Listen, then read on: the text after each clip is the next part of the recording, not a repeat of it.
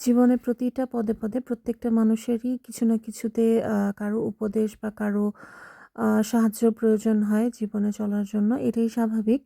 তো আসসালামু আলাইকুম এভরিওয়ান, কেমন আছেন আপনারা সবাই? সকাল, সকালে একটু গরম চা নিয়ে বসে পড়েছিলাম।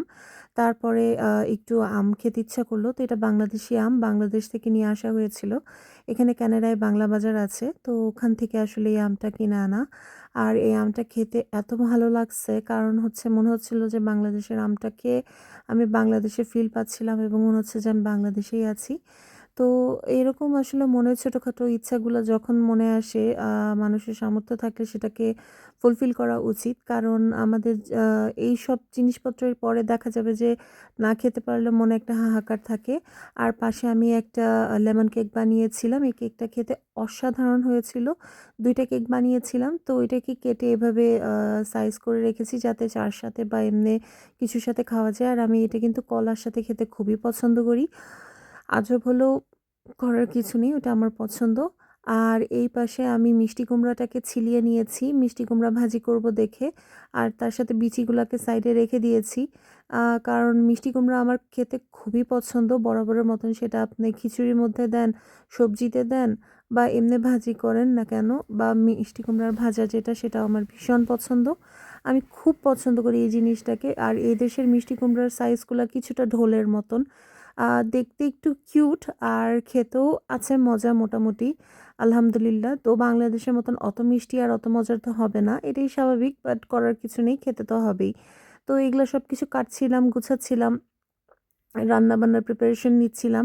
আর সাথে, সাথে চিন্তা করছিলাম যে আপনাদের সাথে আমি অনেক কিছুই আসলে ছোটখাটো শেয়ার করি এবং করব ইনশাআল্লাহ।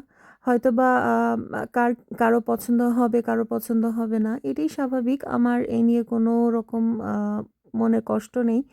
আমরাও অনেক কিছু দেখি, অনেকের ভিডিও দেখি, কনটেন্ট দেখি, দেখে হয়তোবা অনেক সময় ভালো লাগে, অনেক সময় ভালো লাগে না। তো এটা নিয়ে আসলে মন খারাপ করার কিছু নেই। চেষ্টা করব ভালো কিছু করার, যাতে আপনাদের পছন্দ হয় এবং আপনাদের মনের মতন করে যাতে আমি কনটেন্টগুলো নিয়ে আসতে পারি নতুন, নতুন। তো এসব কিছু করার পরে সংসারের সমস্ত যাবতীয় কাজকর্ম করার পরে আমি চলে গিয়েছিলাম একটু বাগানে। বাগানে গিয়ে বাগানের চর্চাও করা লাগে, কারণ যেহেতু এখন সামারের টাইম চলছে আর বাহিরের ওয়েদারটা এত চমৎকার ছিল, কি যে সুন্দর বাহিরে বাতাস হচ্ছিল, আমি আপনাদেরকে যদি মানে ফিল করাতে পারতাম। অনুভবটা আসলে অন্যরকমই ছিল। আর যেহেতু ওখানে আলু গাছ থেকে শুরু করে সবকিছুই ছিল। তো আমি বাগানে গিয়ে বসে, আর এই যে আপনারা দেখছেন এখানে কিন্তু ভ্যারাইটি কিছু শাক আছে, আর আছে হচ্ছে আপনার এই যে আ ধনেপাতা। তো ধনেপাতাগুলো অর্ধেক এইভাবে তুলে ফেলা হয়েছে, কারণ ওগুলার উপরে ফুল চলে আসতেছে। যতটুকু নিয়ে আরকি বেছে রাখা যায়। তো ওভাবে নিয়ে বেছে রেখেছি। ওইগুলো সব বেছে রেখেছি ছোট, ছোট করে। আর এখন বর্তমানে বাগানে মনে করবেন পুরা ফুল দিয়ে ভরে গেছে। আর এই তো ধনেপাতাগুলোকে সবগুলোকে তুলে আমি একটু, একটু করে নিয়ে রেখেছি এই জায়গাটার মধ্যে। আর তারপর এগুলাকে একটু মানে আমি রোদে একটু বসেছিলাম নিজেকে একটু রোদের হাওয়া দেওয়ার জন্য। তো কারণ রোদের তাপটা এই সামারেই পাওয়া যায়। এরপরে আর এই রোদের আ কোনো রকম মানে ফিল আসে না। কারণ রোদটা শুধুই থাকে এই ৩ থেকে ৪ টা মাসে, বুঝতে পারছেন হয়তোবা।